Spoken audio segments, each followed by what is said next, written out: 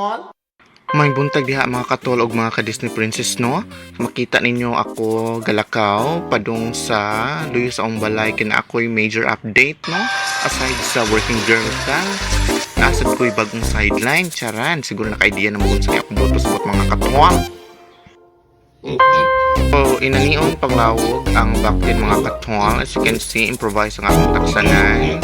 Actually, mineral water na siya ngagi slice para dapat punta ko sa lawog. Ultra pack ang akong lawog ana nga piggy bloom. And dawagan siya mga duha katakos dili palabian kay bak. My good mga katol, and for today's short vlog is update di ay nagpalit ko duha ka backtin kay may nalang ibuhion and in like 3 to 4 months pwede na siya mabaligya.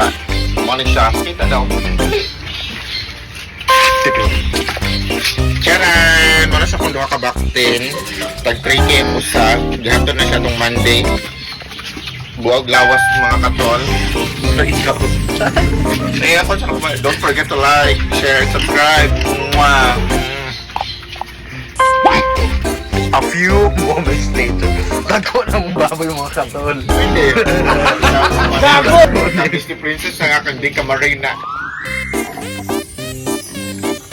To regis me, magka-Bangladesh ang Yuvave. So, ato na siyang likayan. Kana mo na siya tag 90 pesos, I think. Per pack, anak. So, nagan siya dapat aan pag gebo. At sige, umawon sa mga